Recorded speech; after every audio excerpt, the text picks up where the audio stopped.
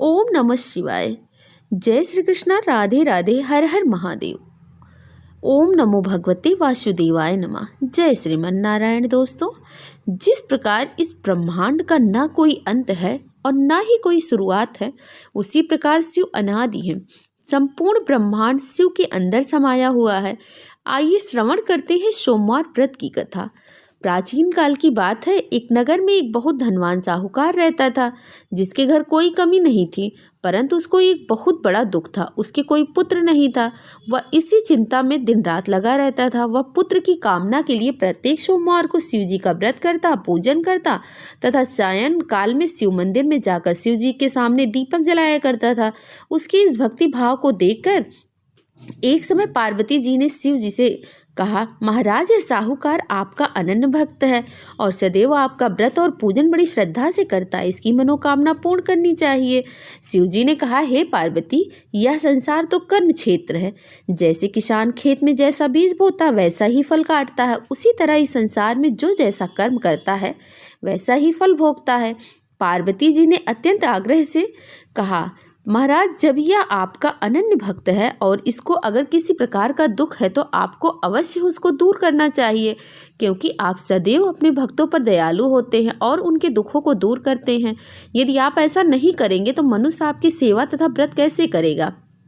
पार्वती जी के ऐसा आग्रह करने से शिवजी महाराज कहने लगे, पार्वती, इसके कोई पुत्र नहीं है, इसी चिंता में यह अति दुखी है। इसके भाग में पुत्र न होने पर भी मैं इसको पुत्र प्राप्ति का वर देता हूँ, परंतु यह पुत्र केवल 12 वर्ष तक ही जीवित रहेगा। इसके पश्चात उसकी मृत्यु हो जाएगी। इससे अधिक मैं और इसके लिए कुछ नहीं कर सकता। यह सब बातें साहूकार सुन रहा था। उसको न तो कुछ प्रसन्नता हुई और न ही इतना ज़्यादा दुखी हुआ। और पहले जैसे ही शिवजी महाराज का व्रत और पूजन करता रहा। कुछ काल व्यतीत हो जाने पर साहूकार की स्त्री गर्भवती हुई और 10वें महीने में उसके गर्भ से अति सुंदर पुत्र की प्राप्ति हुई। साहूकार के घर में बहुत खुशी मनाई गई, परंतु साहूकार ने उसकी कोई प्रसन्नता प्रकट नहीं की और किसी को भेद ही न बताया। जब वह बालक 11 वर्ष का हो गया तो उस बालक की माता ने उसके पिता से विवाह आदि के लिए कहा। साहूकार कहने लगा कि अभी मैं इसका विवाह नहीं कर सकता, अपने पुत्र को काशी जी पढ़ने भेजूंगा। फिर साहूकार ने अपने साले अर्थात बालक के मामा को बुलाकर उसको बहुत सा धन देकर, तुम मेरे बालक को काशी जी पढ़ने के लिए ले जाओ और रास्ते जिस स्थान पर भी जाओ यज्ञ तथा ब्राह्मण को भोजन कराते जाओ। वह दोनों मामा भांजे यज्ञ करते और ब्राह्मणों को भोजन कराते जा रहे थे। रास्ते में उनको एक शहर मिला। उस शहर में राजा की कन्या का विवाह हो रहा था। दूसरे राजा का लड़का जो विवाह कराने के लिए आया था वह एक आंख से कान्हा था।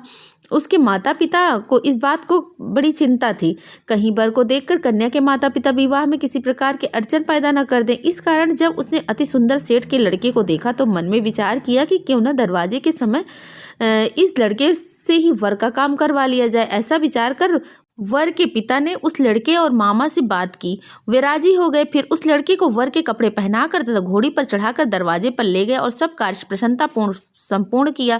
फिर वर के पिता ने सोचा कि यदि विवाह कार्य भी इसी लड़के से करा लिया जाए तो क्या बुराई है। ऐसा विचार कर लड़के और उसके मामा से कहा, यदि आप फेरों का काम ही कन्यादान के काम को पूरा करा दें तो आपकी बड़ी कृपा होगी और मैं इसके बदले में आपको बहुत सारा धन दूंगा। तो उन्होंने स्वीकार कर लिया और विवाह कार्य भी बहुत अच्छी तरह से संपन्न हो गया। परंतु जिस समय लड़का जाने लगा तो उसने राजकुमारी की चुनरी के पल्लों में लिख दिया कि तेरा विवाह मेरे साथ हुआ, परंतु जिस राजकुमार के साथ तुमको भेजेंगे वह एक आंख का काना है। मैं काशी जी पढ़ने जा रहा हूँ। लड़के के जाने के पश्चात उस राजकुमारी ने जब अपनी चुनरी पर ऐसा लिखा हुआ पाया तो उसने राजकुमार के साथ जाने से मना कर दिया और कहा कि मेरा पति नहीं है, मेरा विवाह तो किसी और के साथ हुआ, वह काशी पढ़ने गया है। राजकुमारी के माता पिता ने अपनी कन्या को विदा नहीं किया और बारात वापस चली गई। उधर सेठ का लड़का और उसका मामा काशी जी पहुंच गए। वहां जाकर उन्होंने यज्ञ करने और लड़के से ने पढ़ना शुरू कर दिया। जब लड़के की आयु 12 वर्ष की हो गई तो उस दिन उन्होंने महायज्ञ रचा था। लड़के ने अपने मामा से कहा कि मामा जी, आज मेरी तबीयत कुछ ठीक नहीं है। तब मामा ने कहा कि अंदर जाओ और सो जाओ। लड़का अंदर जाकर सो गया और थोड़ी ही देर में प्राण निकल गए। जब उसके मामा ने आकर देखा कि मुर्दा पड़ा है तो उसको बड़ा दुख हुआ। उसने सोचा कि अगर मैं अभी रोना पीटना मचा दूंगा तो यज्ञ का कार्य अधूरा रह जाएगा। अतः उन्होंने जल्दी से यज्ञ का कार्य संपन्न किया और ब्राह्मणों के जाने के बाद रोना पीटना प्रारंभ कर दिया। संयोगवश उसी समय शिव पार्वती उधर से जा रहे थे। उन्होंने जोर जोर से रोने की आवाज़ सुनी तो पार्वती जी कहने लगी कि महाराज, कोई दुखिया रो रहा, उसके कष्ट को दूर करो। शिव पार्वती ने पास जाकर देखा तो वहाँ एक लड़का मुर्दा पड़ा हुआ था। पार्वती जी कहने लगी, महाराज यह तो उसी सेठ का लड़का है जो आपके वरदान से हुआ था।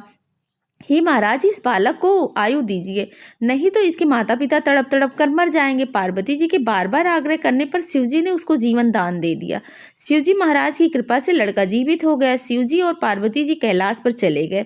तब वो लड़का मामा उसी प्रकार यज्ञ करते कराते ब्राह्मणों को भोजन कराते हुए अपने घर को चल पड़े। रास्ते में उसी शहर में जहाँ उसका विवाह हुआ था वहाँ आकर उन्होंने यज्ञ आरंभ कर दिया तो उस लड़के के ससुर ने उसको पहचान लिया और अपने महल में ले जाकर उसकी बड़ी खातिर की और बहुत सा दास दासियों सहित आदर पूर्वक लड़की और जमाई को विदा कर दिया। जब वह अपने शहर के निकट आया तो मामा ने कहा कि मैं पहले जाकर घर पे बता दूं।